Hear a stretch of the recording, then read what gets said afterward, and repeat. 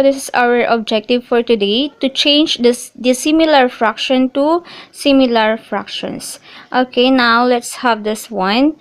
Look at the pair of fractions in each box.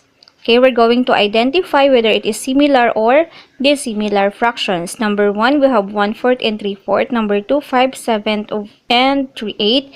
Number 3, 5/8 and 7/8. Then we have number 4, 2/5 and 5/10. 3/4 and 5/7, 5/9 and 6/7.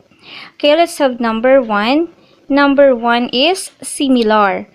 Then we have number 2 dissimilar, number 3 is similar, number 4 dissimilar, number 5 dissimilar, and number 6 we have dissimilar. Okay, then now let's define what is similar and what is dissimilar fractions. Similar fractions have the same denominators, while dissimilar fractions not the same denominators. Now, how we can change the similar fractions to similar fractions? We have number 1, change 1/3 and 2/4 to similar fraction. Okay, let's have step number 1. We have 1/3 and 2/4. So we're going to list down the multiples of the denominators in order. So first, find their least common multiple. The multiple of 3 is 3, 6, 9, 12. The multiple of 4 is 4, 8, 12, 16. Okay, so the least common multiple of 3 and 4 is 12. Okay, again, the multiple of 3 is 3, 6, 9, 12. It is in fourth order. The multiple of 4 is 4, 8, 12, 16. 12 is in third order. Okay, so the second step is 1/3 or multiply 1/3 by 4/4 since 12 is the fourth multiple of 3.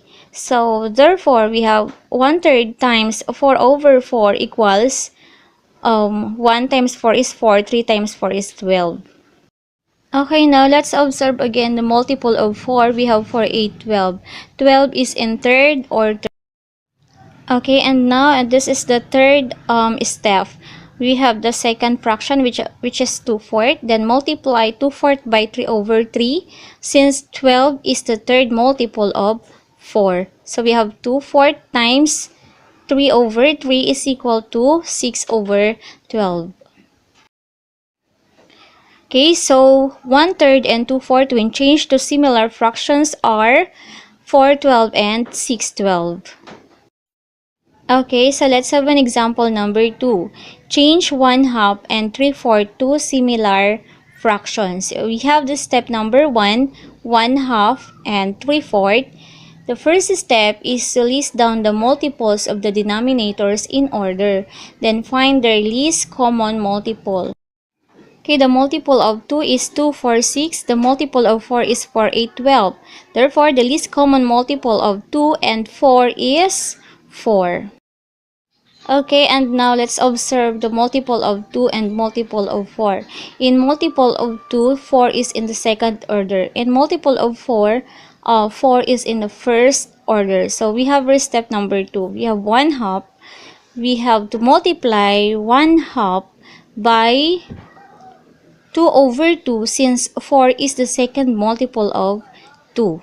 So we have now 1/2 times 2/2 is equal to 2/4. Okay, we have the third step which is the second fraction. Okay, so observe the multiple of 2. It is the second order, and then the multiple of 4 is in the first order. So we have to multiply 3/4 by 1/1 since 4 is the first multiple of 4. Then we have 3/4 times 1/1 is equal to 3/4.